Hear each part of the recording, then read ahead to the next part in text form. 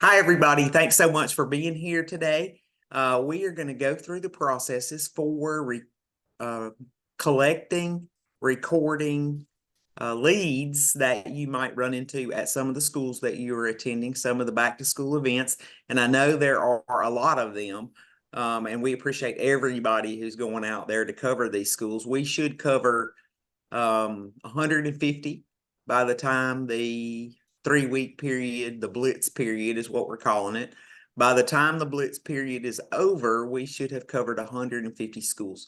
And what that means is that we are having presence out in the community. It's so important for us to have a visibility out there in the community when people are bringing their children into the school to start the new school year. So these are back to school events, meet the teacher, parent night, those kind of things that we are attending. And the purpose is for us to have visibility so that when they see the karate class and the softball people and all those different activities, that they also see us. We are in their head. We are in consideration as one of their activities. So that's why we call it the Blitz period. And the point of this, of course, is to grab their interest somehow, get them to stop at the table, collect their information, and then we can convert those leads to members. Now, if you can get somebody to sign up right there at the table, great. If they want to tap the button and become a member, once they scan the QR code, they will have that option to become a member right away. And of course, we're not saying don't do that. Obviously, if they have time and will stand there long enough for you to walk them through the process, we want them to become a member. And there's also another way that you could enter it for them. It's super easy, and I'll show you that in just a minute. But first of all, we need to talk about why are we doing this, right? Why are we out here in the community with every person on our staff? Every single person on our staff practically is out there trying to attend these events. Well, it's visibility, but it's also because we have a goal. And as a council, each year, a goal is set for our membership. This year, our membership was fairly low. In fact, it was significantly lower than the goal. And by this year, I mean membership year 24. You know that Kat and I did not start in these jobs until November, but when you start already behind, it's like digging out of a hole. You're already in the bottom of the hole, and the more you shovel, the deeper you get, right? So at some point, you have to stop digging and you have to say, we have to change things. What we're doing is not working, or what we have been doing is not working as well as we wish it would. So in this case, that's exactly what happened. And so I decided that it would be good for people to be able to see their goals individually, right? So that we aren't confused about who is responsible for what. So as you can see on this is like a little pie chart. So these retained members, who knows who's responsible for renewals and retained members? Who's responsible for getting in touch with those people and making sure that they get their membership renewed? The volunteer support team. Yes, thank you so much, Angela. Exactly. The volunteer support team, they have campaigns during the year to contact our members and be sure that they know about that they can get an early renewal rebate, to be sure that they know that there's an on-time on-time renewal prizes and incentives, right? So they contact all of our members, current members, and say, hey, you haven't renewed your membership for 25 yet. Can I help you do that? I can do it for you from the backside. Can I go ahead and apply your early renewal rebate you qualified for? They help them understand how to do that and do it for them. So that's the retained members. And you can see that it's actually more than half of our members we're hoping to retain. And actually, we would like it to be 60%, but right now we're going to be shooting for 56%. So outreach, you guys, some of the folks here on the call, you guys are involved in outreach and do outreach. That is where we go to a school and provide Girl Scouting in a in a community of need where it might be difficult to recruit volunteers. And those schools are defined pretty much by where funding comes from local United Ways and other grants and programs that help to fund that. So our goal for outreach is 2,300 girls. And we don't have a goal for adults for outreach because we're concentrated on serving girls. Most of the people who give us the funding want it to go to girls. It doesn't mean that we don't occasionally register a teacher or a community volunteer who wants to help. We can do that, but the main part of the outreach goal is 2,300 girls. So you guys understand what both of those kind of members are? Does everybody kind of get that? Okay. The new membership initiatives, we'll talk about it in a minute, but basically they are those new membership options that are available this year, and they're brand new. And that's, we have new initiatives for individually registered girls. We have Girl Scout experience passes. We have clubs and squads that they can join. And so we made the goal small this year for that slice of the pie, because we're not, we're just kicking that off. And so it's new and most people don't know about it yet. So we wanted the goal to be small there. But this is the goal we need to talk about right here. And this is why we're out there in those schools. Out there in those schools for school night, back to school, meet the teacher, our presence needs to be there so that these new people know what Girl Scouts is. And so these are brand new members that we are hoping to attract, but have them become members and provide something that appeals to their family, a good fit for them as a Girl Scout. So it might not necessarily be a troop, but a way for them to be a member that fits their family's lifestyle. So you can see the goal here, 2050 on girls and 700 adults. Is 23% of our membership this year, our membership goal. And so it's very important that we make that goal, because we can't really increase this number because there's only so many members to retain, right? And we can't really increase this number because it's limited by the amount of funding that we receive from certain donors to actually provide the program. This new membership initiatives, we could probably expand it over time as more people learn about it. But this year it's new. So this is where this part of the membership has to come from. New people who we recruit and they become new members. Now we have 7 recruiters, and it's their job, that it's specifically what they do, to go out and get new members.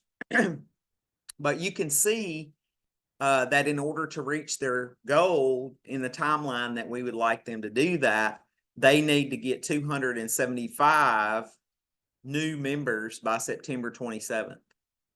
Okay, that is so that we will have the percentage of our new membership in by December in order to meet the goal. So overall, they have to get 393 new members each. Each of the 7 of them have to get 393 new members. But in order to get 65% of our membership in by the end of September, they have to get 275. So it's a lot right here at the beginning, which is why we're out there helping them. So does anybody have any questions about the goals? All right. So we're out there helping them, right? That's what I just said. So we want to be sure that we have an attractive exhibit that brings people over to the table, because they're going to be walking by in the hall during these events. They're just going to be on their way to the classroom. They're not really going to have time to stop. So there's got to be something that draws their attention. So your table setup is really important. We're going to look at some of these a little bit up closer. So we want to have a table with, if possible, with a branded tablecloth. And we don't have a lot of these. We don't have enough of these to go around. So you may or may not have a branded tablecloth in your bucket or tub or box. But if you do, you want to be sure that the logo is exhibited on the front and straight. If you don't have a branded tablecloth, be sure that you have plenty of things on the table that do have the Girl Scout brand, or the lockup. That's what this is called right here, the lockup, which says Girl Scouts with the little trefoil and then of North Central Alabama. That's called the lockup.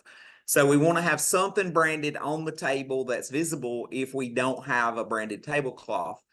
Now, we want to talk a little bit about how to man the booth.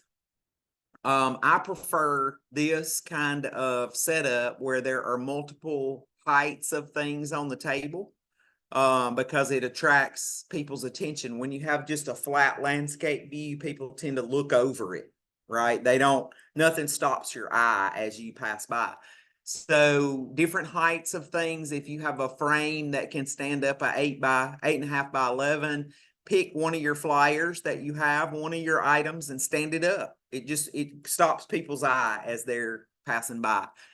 We do have these little bracelets and consumables, little tchotchkes that you can give away at your table. There's pins, there's bracelets, things like that you can give away. Now, some of you guys were working on the new troop welcome kits that we're going to be giving away this year. And if you happen to have a new troop welcome kit, you could put that on the table and say, here's what you get if you also decide to be a leader, a volunteer. Your troop will receive one of these if you have 6 girls and 2 leaders. So anything you want to put on the table. One thing that nobody seems to have done that I think would be really cute would be to take 3 cases of cookies, because it's fine to give away cookies at these things, right? People expect you to have cookies.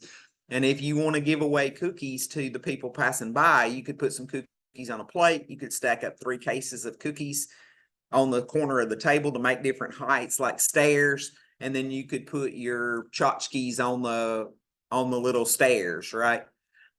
Or I've seen Christine's table, and she has some little tins from the Girl Scout product program sale, and those could sit on there with your pins in them to hand out. It'd be really cute. Anything that can vary the height. So we want to talk about these chairs, right? We can see that somebody here is sitting in a chair, and we can see that there's an empty chair here, and I guess it's see-through in the middle because I can see the grass, and it was kind of confusing to me at first, but I think that's a chair behind the table. So sitting behind a table, what does that do to your ability to interact with people, Christine?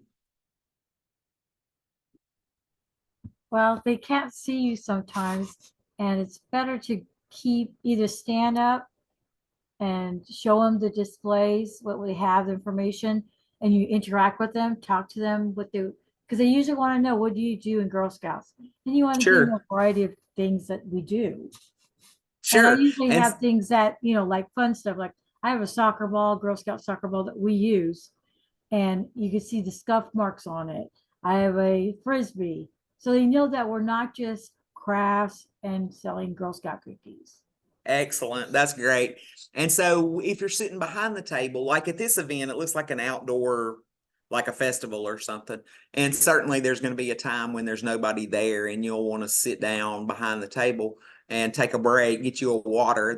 Looks like they have a cooler under here. So get you a water and sit down for a minute. But for the most part, we should be standing out in front of the table. Here's another one. I wanted to comment on this vest and sash. Whoever's table this is, has brought like a little rack you'd have in a closet to hang clothes on, a rolling rack. And they've hung these things behind their table, which I think is great, because everybody's always interested in badges and patches and what do Girl Scouts do, and those kind of things. So that's something that could get people to stop and look. It'd be great if it was up here on the front, one side or the other, where people could see it better without having to go behind the table to get to it. But look how there's all different heights here. Don't you love that? And the bear, there's all these different heights. It makes it fun to look at, easy to look at this table. Again, there's a chair behind the table. Yeah, Angela, go ahead. I'm sorry. I was gonna kind of tell you a little funny, but it was really interesting. To the parent was like, I put my old badges out, and it starts out from brownies, because back then I think they created something that didn't exist, all the way through adulthood. And you see the progression from in interest from little bitty brownie one to cooking, baking, and then the junior ones, there were several cooking, baking ones, the progression all the way through were cooking and baking. And one of my things I love to do is bake now. So I was like, that's something that grabbed my interest and that I enjoyed doing. And I was able to progress and learn more and do more on my own as I got older. I was baking cakes in the kitchen for, for mom and dad and for different events that were going on as a teenager. And it was really kind of cool. The parent was like, oh, I said, because you could see that. I said, now starting juniors, there was first aid. And then you could see all the first aid badges and buttons, and stuff like that. So it just it really opened her eyes to see that there is progression as Girl And Scouts go on. So when I saw that and then that happened yesterday, I was like, I didn't even realize yeah, that until I started talking to her, yeah. looking at those And badges. and Girl Scouting, we talked earlier before we started the recording, we were talking about those ologies, and there is an opportunity for girls to develop lifelong interests Yep. in all kinds of things. And I think that's what you're talking about, Angela. Thank you so Yeah. much for sharing I mean, that it's not story my with us. career, but it's something I love doing, and it's a stress reliever. And Right. it And you was just enjoy it, and you've had an opportunity to improve your skills over yeah, time, and all those things that we like to stress to people who are interested in Girl Scouts. So anyway, again, here's another table, and we want to be sure that we are out front of the table interfacing with people. Now, I know you can't stand up the whole time, and it's fine. So this one right here gives us an option. And this one has some chairs off to the side instead of behind the table. And see how this rack with the vest and stuff has been moved forward so that it's actually a backdrop for the table. And then they put their chairs off to the side, which I really like this a lot better. If you have to have chairs, if you must sit down, unless it's a break time where you're going to go behind the table and get you a drink out of a cooler or something, let's definitely have the chairs to the side instead of behind the table. Having that table between you and the people is almost like a barricade, right? You might as well be sitting behind that sign that says join us, become a Girl Scout, because the table between you and them prevents them from stopping and engaging you. And if your head is down and you're looking at your phone like this, then the chances of them even stopping or asking you a question are zero. They're not going to stop if you look like you're busy on your phone. So we want to be sure our phone's put away. If we're going to sit down, it's to the side. If we have to sit down, it's fine, but let's put the chairs to the side and let's try to stand up where we're open to people with our front facing them, right? So that they have incentive to stop. So that's basically table setup. Use anything you want. Look at these little tins with the pins. It's really cute. I like it. So here's a great table. This one has no chairs behind it. I think it's fabulous. I think this person is planning on standing up. They've put these little pom-pom things on the front, which makes it really cute and adds some texture to the front of the table. They've got these flowers in a jar standing up to give some height. They've stood up a couple of things here. They've put little tchotchkes around to hand out to people. I like this table a lot, and the only thing that I would say is I really like the idea of having the badge sash or vest or something there. If they had one, I think that'd be a great addition. But otherwise, I really like this table. So that's the tabling part. So setup of the table is important. We're going to have printed materials. We're going to have a recruitment flyer. It's pink. And these were printed in conjunction with South Alabama, Girl Scouts of Southern Alabama. And Southern Alabama, the council is our sister council to the south. So all the councils in Alabama, that's us and them, there's two of us, are working together. All our materials are being printed together, including yard signs, recruitment flyers, and other things. So we want to be sure that we utilize it correctly. You may or may not have a tablecloth that's branded. You may or may not have upright displays, but if you want to go get some and you don't have any in your box, go ahead and get some. Some of these consumables, not necessarily all of them, the tchotchkes, will be in there. And then some of you will have what's called a popple dot, and we're going to talk about the popple system next. So here's that flyer that I was telling you about. The part that is pre-printed is all this background, this pink part, right? And the part that is not printed yet is this code, this QR code is not pre-printed, and nothing in this white box is pre-printed. So therefore, if you are going to request flyers to be run for a specific event, you want to be sure that you ask for content that matches the area that you're going to. Now, this one is just general. This one, a lot of y'all will have this one. Ginger had an event the other day, or Karen had an event the other day in Leeds, and Leeds is one of the areas where we're going to have a trefoil troop, and that's a pilot program where we're going to have a staff-led troop in a specific area. So the trefoil troop is going to be at the Leeds library. So the flyer that we sent with Karen to Leeds Elementary didn't say this. It said, come to the organizational meeting for the trefoil troop at the Leeds library on September 14th. Hope to see you there. Right? And it still had this same QR code on it, and it still had the lockup. Okay. But if you have an area, if you're going to be in an area where there is something that you already know is happening, you want to promote that. So for example, Kim is at Springville Elementary today. Kimberly Seltzer is at Springville Elementary, and today she is promoting an event August 27th where we are going to have a day at camp Coleman for people who live in Trustful, Springville, Moody. They're invited. You're invited to this event.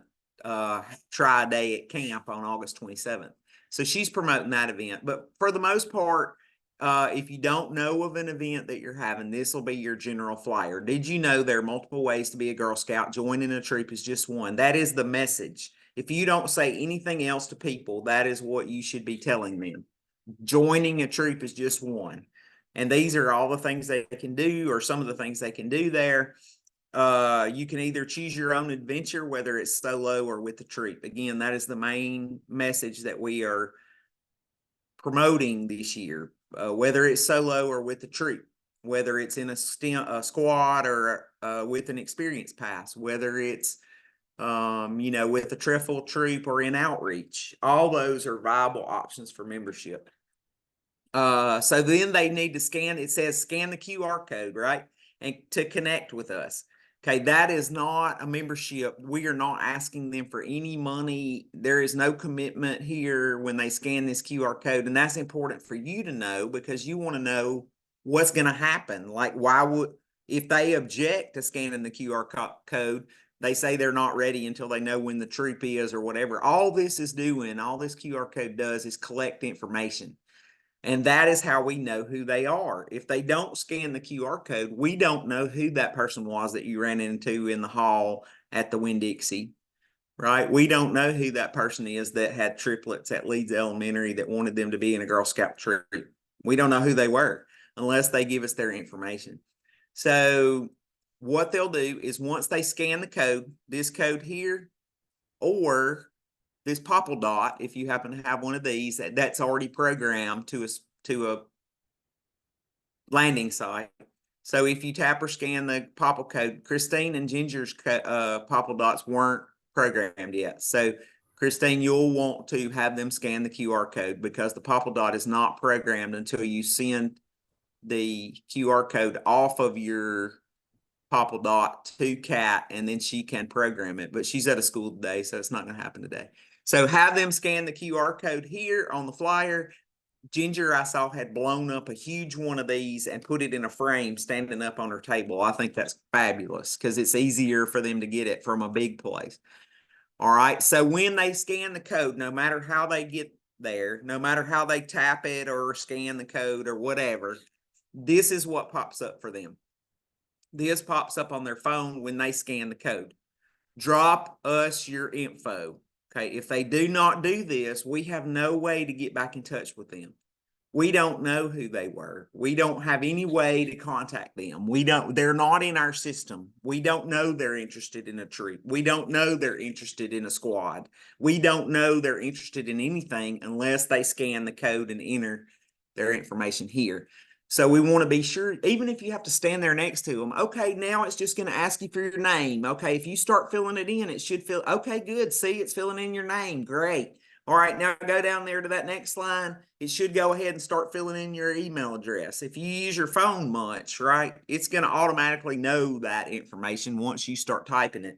So they're not going to have to type much to get that information in there. And then once they're finished, they click connect. Now, somebody asked me earlier, how do we know where I got that lead from? Like, how do I know that they were at Sachs Elementary School so that I can help them get in a troop at Sachs Elementary?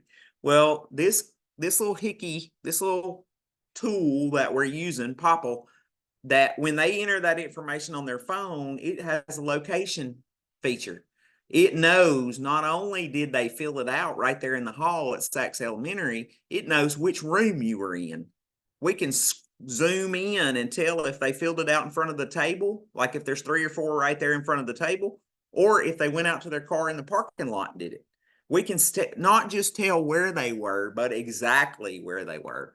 That could come in handy if you have 2 schools like Sachs Elementary and Sachs Middle School. If they're right next to each other, like some schools are, we can actually tell which one they were at. So that helps us know which group of leads. These are called leads. When you get people's names that are interested, they make themselves a lead by entering their information here. And they're also called sometimes a prospect. And a prospect means they are interested, they expressed an interest, and they're expecting something back from us, right? So now they're a prospect. They're not just a lead. A lead was in the hallway. Prospect is after you got them to tap out their phone and enter their info. Now they're a prospect. So the prospect system, the follow-up sequence that we are going to execute is defined. You don't have to make it up. You don't have to guess about what to say. It's all defined just for you, and there's a script. So keep in mind that when you're in the hallway at the school, the event's going to go fast. People are going to be up and down the hall. They may not have time to stop or chat. So you want to be out in front of the table and you want to say hello to people. And hey, have you thought about Girl Scouts? I see that you have 2 daughters. Are they already members of Girl Scouts? You know, have you ever thought about becoming a member? We have these brand new, like Hallie, we have these brand new squads. It's like Girl Scout College. You know, Hallie might want to stop people out in the hall. So you don't want to just sit behind the table because they're not going to stop at your table unless you're out there engaging them. Let them know that you need their information so that we can provide them with all the options. We cannot tell them what the options are until they enter their information on the Popple Doc or the Popple QR code. All right, that's how we know who they are and that they want more information. If you have the opportunity to put them down on a sheet, you can. If the QR code's not working for them, use a paper form. Somehow we need to get their information. And be sure to, if you do that, make notes so that you say 3 daughters, 5 to 8, 1 daughter, age 10, whatever, you know, whatever. 1 girl that's going to be a daisy. However you want to write that down, because that's going to help you when you go to do the follow-up. So let them know that an automated text message is going to come to them once they fill that out. It's going to say, thank you so much for giving us your information. We'll be in touch soon, or something like that. Okay, that's going to come automatically once they hit connect after they fill in their information.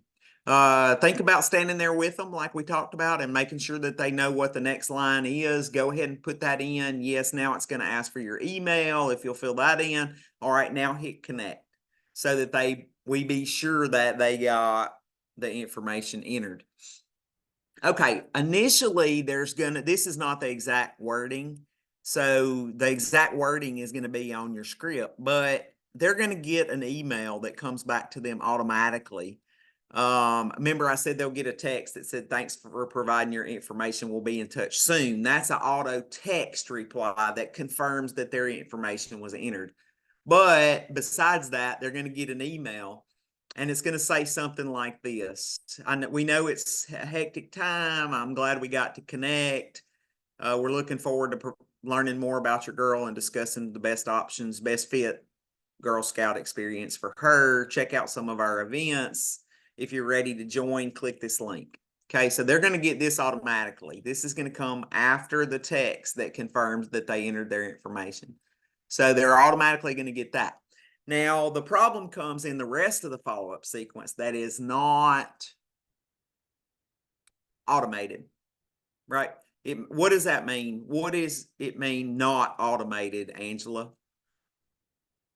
Or Hitara, whoever knows? The rest of the sequence is not automated. What does that mean?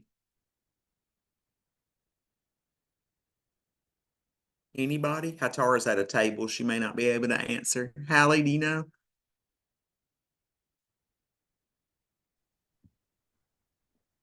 Angela, you're muted.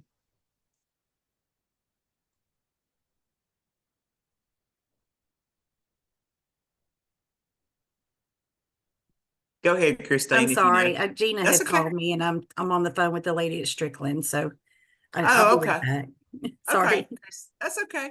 Christine, do you know what not automated It's not means? gonna automatically come to them. Right. So it's manual, right? Right. It means we have to do it manually. So that first part that I just showed you, the text that confirms they entered it, and then the first email, that's going to go out automatically. But after that, we have to do it manually. Okay. And we developed a 5 touch point sequence. We're going to start the sequence with the second email because the first text and the first email go out automatically. So we're going to have to do the second one manually. Now, how many of these are we talking about? Well, look at these numbers right here. We have 111 events in about 8 days right there. And so if you figure, Christine got 23 leads at her event yesterday. So we thought that we might get 10 per event, that would be a good number, 10 leads per event, 10 prospects who entered their information and we got their name and were able to follow up. We thought we might get 10. So Christine doubled that yesterday. And we've seen that those numbers that's about that 20 number is average if you take the number of leads that people have been collecting at each event. So if each event yields 20 leads and we multiply that out, you can see that that's 2,240 people. Now, what was the goal again? Does anybody remember? How many girls were we wanting to register new members? Does anybody remember? Back on that very first slide, what was the number of new member girls that we were wanting to register? 2,050. Okay. So why do you think that we chose this many events? You can see the number there. The leads we expect are 2,240 and we're trying to get 2,050 girls. Why would we want to go to all these events and drive people crazy with trying to figure it all out right now, all at the same time? Anybody have an idea?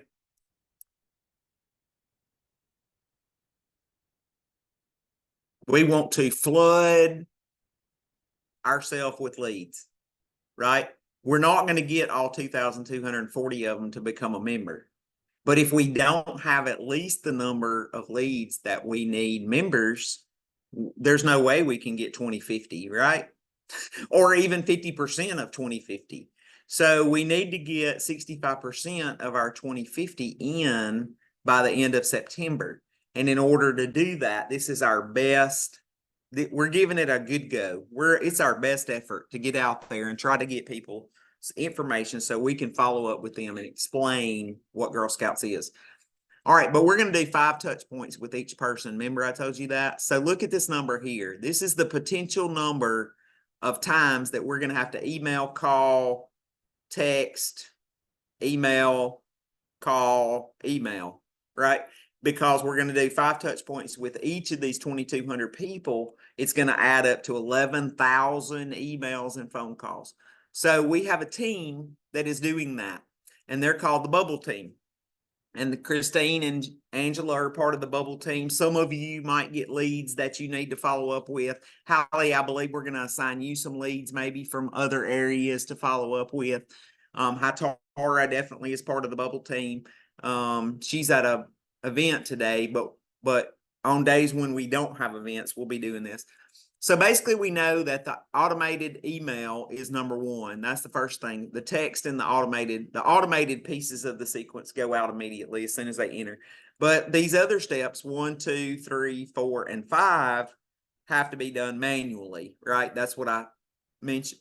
So over 10 days, we're going to do these other parts of the sequence, and we're going to send you a chart that shows you exactly what to send each time, what to say on the phone if you call, what to text if you don't get an answer and you wind up sending it by text. Now, we're not going to require that both of these phone calls be actual speaking with a person, like talking on the phone. If you want to text the first one and then call the second one, that's fine. If you want to call the first one and send a text the second one of the phone contacts, that's fine too. So we're not going to require that you to talk to them twice on the phone, or even actually call on the phone twice. One can be a text.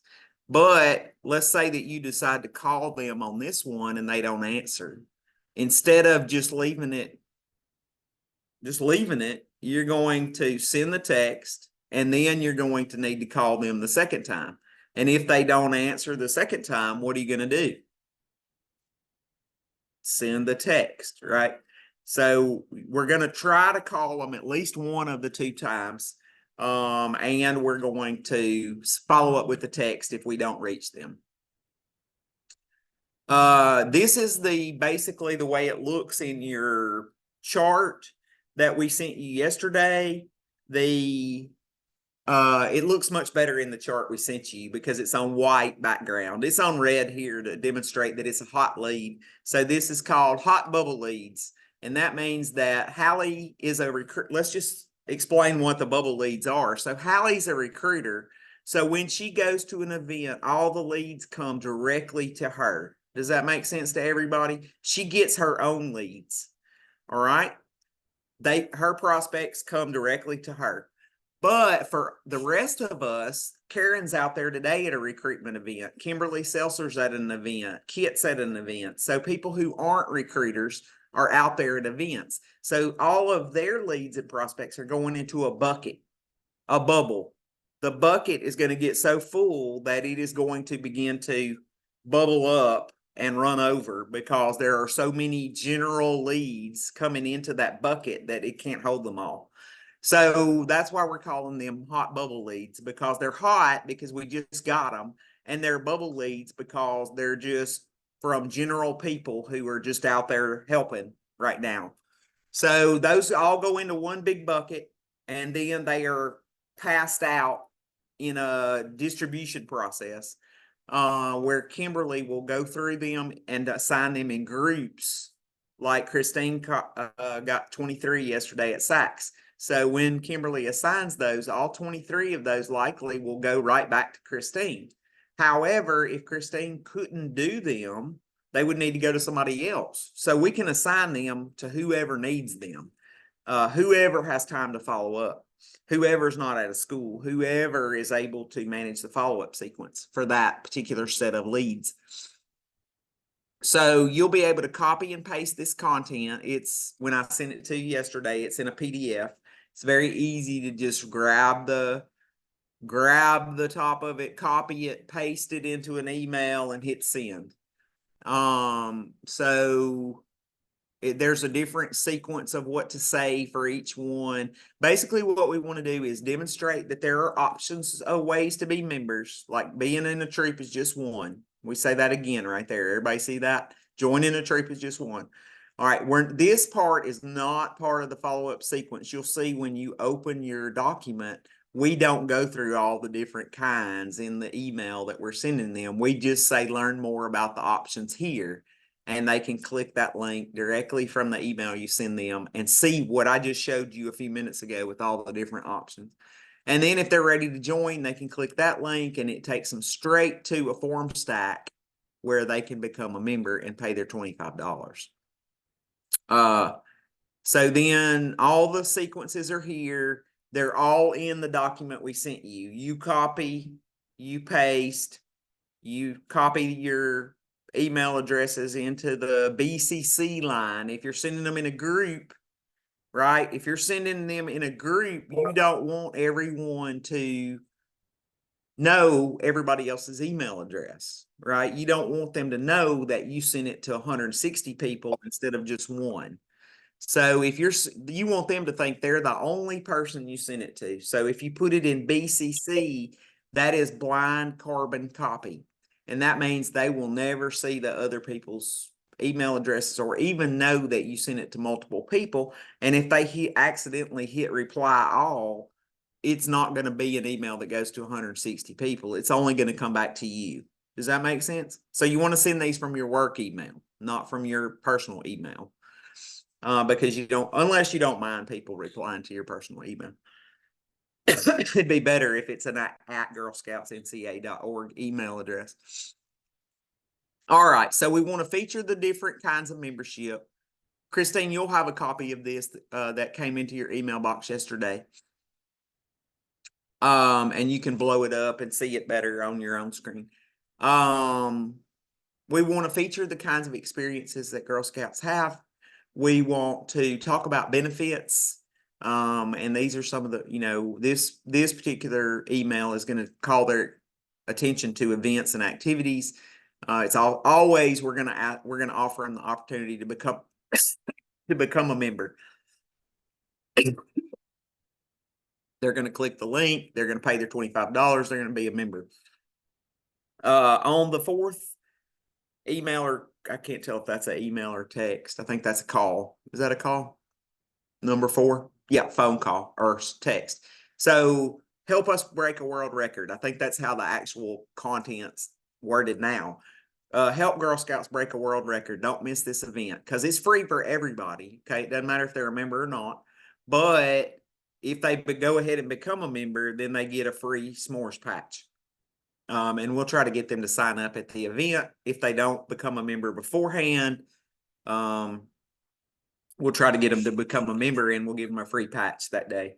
So the free s'mores event is going to be in like 10 different locations, 9, I'm not sure. It's already up on the website. If you want to go take a look at it, it's on the events page. Does everybody know how to navigate to the events page? It's going to be super important for this whole year because if we're encouraging people to be individually registered members, we're going to need to know how to tell them to find out what to do.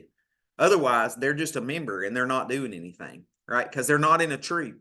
They're an individually registered member. So the way that those members participate is by coming to events,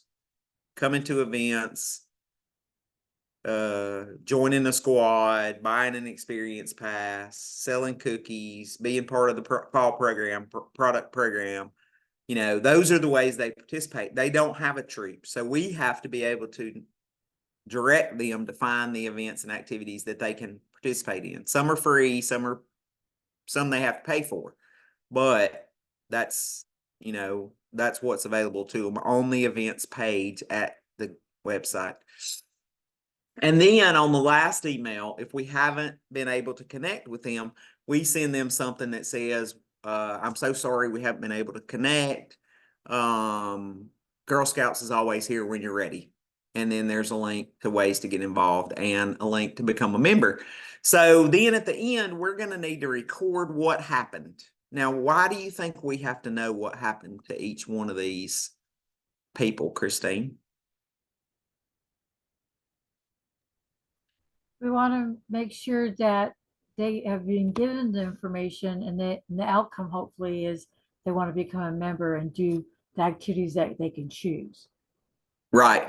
And we want to know, especially if they said, don't contact me again, right? If they said, don't contact me, then, oh boy, we definitely need to be sure that we made note of that because we don't want to contact anybody who doesn't want us to call them, right? Right. And we want to make note of who is becoming a member because there's an incentive program for non-recruiters to get incentives if you get members. So the people who are recruiters, so like Hallie, she will qualify for a bonus based on her at the end of the membership year, based on the percentage of membership that they happen to have in at the time. So she'll qualify for another kind of bonus, but our bonus, meaning people who aren't traditional recruiters, the way they'll earn the bonus is by helping with this follow-up process. So let me show you what the follow-up process looks like, how you'll record it. I sent you an email that says the actual follow-up sequence and gives you the scripts, but Kimberly's going to send you a record sheet that looks like this or something similar to this. It'll be an Excel spreadsheet. When you open it, you will probably not have names in there yet. The names, email addresses, and phone numbers will be listed there eventually, but as she adds them, they will show up in your sheet. If they do not for some reason, in other words, you're not going to open this and download it and save it. It's a live document. So it's on our council SharePoint. So if you have trouble logging in, get with Kimberly so that she can help walk you through that process, because it is a live living document. In other words, she'll add a name, it'll show up for her and for you. So it's going to change every day how many people are on this list, right? But the sequence that you're going to do the contacts is always the same. Remember, we said we're going to actually start with email. We're going to start with an email, and I have it labeled email 1, but remember, I already told you an auto email goes to them. We're not talking about that. We're talking about the things that we're going to do manually. These are the parts of the manual process. So you're going to send them an email. You're going to put the date that you sent it. All right, August 13th. This would have to have a name by it, obviously. These are just examples up here at the top. You're going to call them 2 days later. So if you call them on August 13th, if you emailed them on August 13th, you're going to call them on August 15th. You're going to record that you called them here. Okay. Then you're going to send them another email. When is that going to be? 2 days later, right? Everything's 2 days apart. So we're going to say August 17th, but I think that's actually a weekend. So at times it may be longer than 2 days apart, because I don't expect you to work on all your life. I mean, you're going to be off on Sunday. You're going to be off at least part of the day on Saturday. I don't mind if you guys work on Saturday to do this. We still have to stay within 40 hours. We don't need to exceed 40 hours. But if you would prefer to work on it on a Saturday, I have no problem with it. So you're going to fill in the dates all the way across. Now, what if on August 19th, I call Miss Smith here, and Miss Smith tells me, never call me again. Do not call me anymore.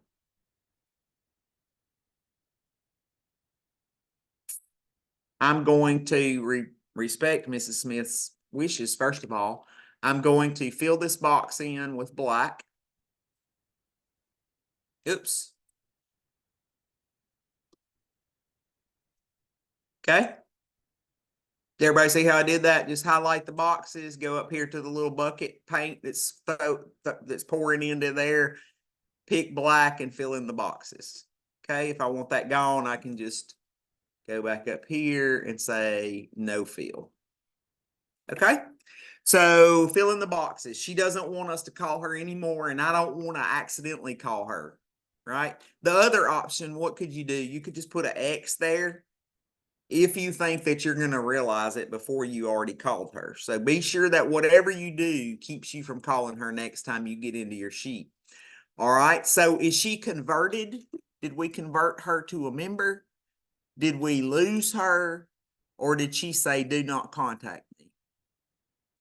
She said, do not contact me. And that was on August 17th. So I'm going to put 17 August there.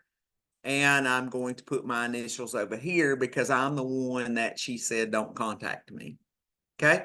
So there's going to be names and email addresses all the way down this sheet by the time you get finished with this. And you're going to record each one of them the same way. Now, let's imagine that on this particular day, Mrs. Smith was in a really good mood, and she did not tell me not to contact her. Instead, she said, oh my gosh, I've been waiting for somebody to call me because I need to fill out this form and I can't figure out what I'm supposed to put right here. Can you help me? Okay. So what am I going to do then? I'm going to open up the link from my script that says become a member now. And that link is going to go directly to a form stack where I can fill out the stuff for her. Okay. That link in the email does not go to Salesforce. There is no blood sample required. She only has to give me basic information, her name, address, phone number, email, birthday, those things that are required for membership information. She does not have to have a password. She does not have to do anything. If I click that link, or if she clicks it, the link that says become a member now goes to a form stack, not Salesforce. So when she fills it out, maybe she got stuck because she didn't know why we were asking her something. I don't know. I can walk her through that from the backside. I can fill the information in for her if she's willing to give me her credit card number to do that on the form. And I can accept her payment through the credit card form on FormStack. Okay, enter all the information for her, hit submit. She can buy her membership, her daughter's membership, 15 people's membership. It doesn't matter. All you got to do is put the name, address, telephone number, date of birth, name of the people you're making members and their birthday, hit submit, and it'll tell you how much you owe, how much she owes, how much is going to be charged to her card. So she can join up as many people as she wants while I'm doing it for her on the phone. Everybody get that? You might want to open that link and see it yourself. Become familiar with what it asks you. Fill it in like it's you. Just don't go to the end and hit submit, right? So familiarize yourself with that link that says become a member now, because you will want to be able to walk people behind the scenes and get them joined as a member. All right, so let's say that was on the phone. She said, oh my gosh, I've been waiting for somebody to actually call me because I'm trying to become a member and I can't figure out how. Can you help me? And I say yes. All right, so I do it all for her. She becomes a member on August the 19th, right? So now I don't want to call her anymore. I don't want to send any more emails to her because this email says, sorry, we haven't been able to get in touch. We're always here when you need us. Well, the first thing she's going to do is pick up the phone and say, oh my gosh, y'all think I'm not a member. I was supposed to become a member yesterday. Why am I getting this? Okay, so we're going to fill her in green because she's already a member and I don't want to send that email to her next time. Does everybody see that? Everybody understand? All right, so then what is she? Is she converted, lost, or do not contact? She's converted to a member, right? She became a member, so she's a converted lead. That is the whole point of this follow-up sequence, is to convert people from a prospect to a member. So she's converted. Yay, I did one. I got one. I made one a member. I'm so excited.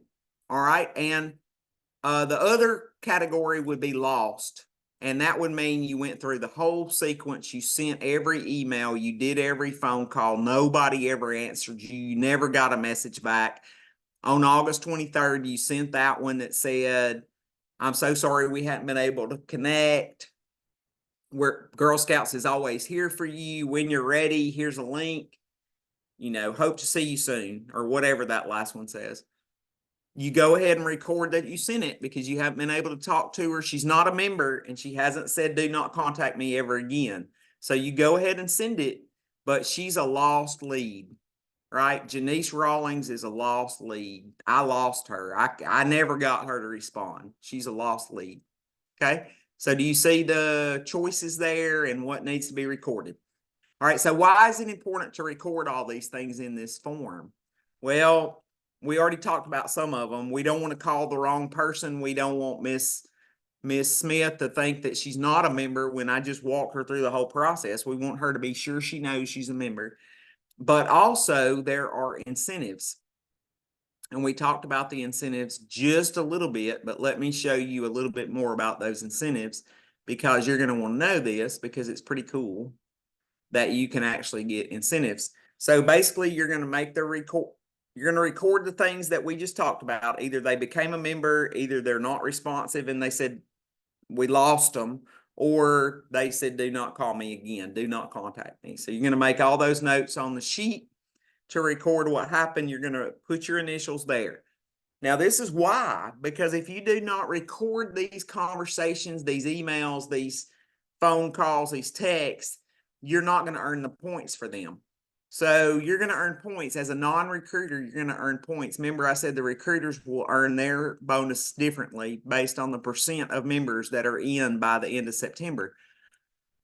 The non-recruiters, that would be people who are just helping us for this Blitz period, they are going to earn points. And the points will be calculated based on what you do. So there's 4 points if you go through the follow-up sequence. Okay, and it says right here on leads you collect, but because you guys are doing it for a lot of people's leads, you're going to get 4 points anyway. So if you collect a lead and put it in, you're going to get 1 point. So Christine, you collected 23 leads yesterday and you're going to enter them. Okay. You could have also had those people put them in and you still would have gotten 1 point because you collected them, but they have to be in the system in order to get points. Okay. So you're going to get the points for those 23 leads. If you conduct the follow-up sequence on those leads, or let's say Angela gets 20 and you got 23, now you have 43 leads assigned to you. All right, so you get 23 points for collecting all those leads yesterday, and you're going to get 4 points apiece for doing the follow-up sequence, whether you collected them or not, all the way through to where they become a member. So even if Angela collected the leads at, where'd you go, Angela? I don't remember the name of the school. Asheville. Okay. So Angela got 20 leads at Asheville and they've been assigned to you, Christine. So even though she collected them, if you do the follow-up and you get them to become a member, you get 4 points for each one. All right. The other thing you can do is you can represent Girl Scouts at tabling events. Well, y'all have already done that. Y'all have already been to Asheville and Saks and wherever you've been. You get 10 points for each one of those. So at the bottom of that record form, you're going to need to go down to the bottom and add a list with the date, the location, and write in there that you did a tabling event at Saks, tabling event at Asheville, tabling event at whatever, because that form where I just showed you that you're going to fill in those blocks, that's also how you're going to get your incentives. If those tabling events are not listed, you won't get the 10 points. Okay, so why do you want to earn all these points? Anybody know? Why do you want to get these points, Angela?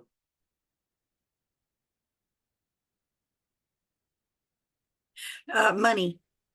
Money. These points translate into money. So for every point you get, every point you accumulate, you get $1. All right. So we just said that Christine could get 23 leads that she collected. That's $1 a piece. And then she gets assigned Angela's. And so now she has 43 leads and she's going to take them all through the follow-up sequence. So she's going to get $160 plus the 23 for collecting them. Now she's got nearly $200 in her bank of points. So she also did a couple of tabling events already. And so now she's up to 220 or 40 or whatever the number adds up to. She's going to get some money and it's going to be enough money to go to the grocery store or put gas in your car. One of those things, not both, but one. So anyway, it's a pretty decent little chunk of change though. And you can earn up to $500 through the whole process. So if you actually do more than 500, I'm sure I can convince the powers that be to compensate you appropriately. So if you get 500 girls to sign up as members and you did the process, I'm pretty sure I'm going to get Karen to write a $2,000 check, because otherwise we wouldn't have those members, right? I mean, if you got them all to sign up, then I'm going to get her to go with that, whatever it adds up to get you compensated. So it's intended to be up to $500, but it could be more if you do more. And these incentives are available. Everything should be finished by September 27th, and you should turn your report in showing what you actually did. That gives you longer, right? Do you see what I'm saying? Like, even if you finish the follow-up sequence with those girls at Saks by August the 23rd, you might go back to the school, deliver flyers, have an event to organize the troop, and get the troop organized. Well, then you're going to get all kind of points for that. Look, you're going to deliver flyers. You're going to recruit a new volunteer. You're going to form a new troop. You're going to do a lot of stuff after you finish with the follow-up sequence to make sure that troop doesn't get dropped. Does that make sense, Christine? So there's opportunity to earn more points after this follow-up sequence part is over, but we're trying to put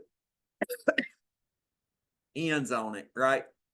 Stuff that happens between now and September, whatever that date is, September 27th. So you definitely want to participate. You definitely want to earn those points. You definitely want to turn in your record sheet with the correct number.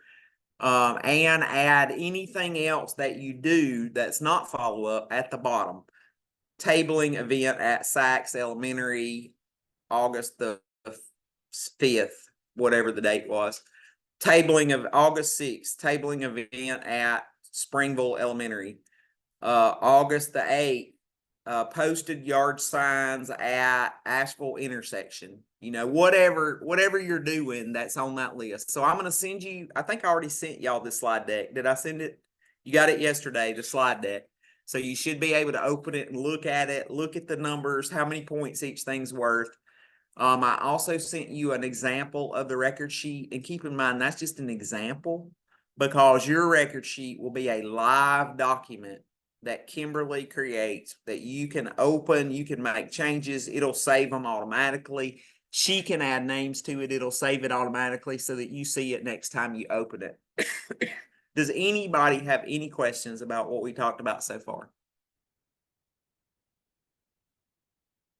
Did everybody get the scripts that I sent yesterday? And save that as a document, because what you'll want to do is save it on your computer and keep it open all the time. Never close it. Just if you're working on follow-ups, leave it open. Leave your email open. Leave your sheet open. You're going to have Windows open so that you can copy and paste, put the information into an email, go over to the record sheet and mark that you sent it, right?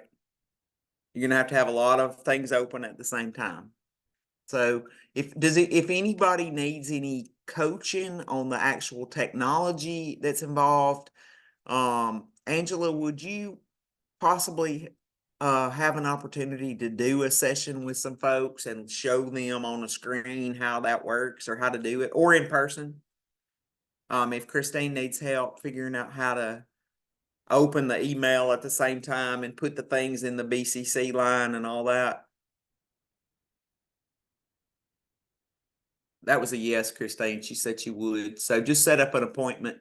And if you want her to meet you somewhere to do it actually in person, I'm sure, it's not that far for her. Like, y'all could meet at the Big Chief over in Glencoe. It's about halfway for each of you, and they have really good, great milkshakes. So that's where I'd meet if I was going to meet somebody. But anyway, y'all just figure out where to meet. And Angela, if you don't mind coaching her on that, the actual process, I'd be really appreciated. Anybody have any questions? All right. We'll have open office hours again later this week, so probably on Thursday. So if you have any questions as you go along, you don't have to wait until open office hours. Just send an email and say, hey, I need to know this. If I don't know all the answers because I'm not involved in setting up the spreadsheets for each of you. Kim and Kat are doing that. So whoever needs to answer the question will be back in touch with you. You can send it to me and I'll direct it to who it needs to go to, or you can just copy all three of us and we'll get the information to you. All right. Thank you so much. I'm going to go ahead and stop the recording. And then if we have any other questions come up, we can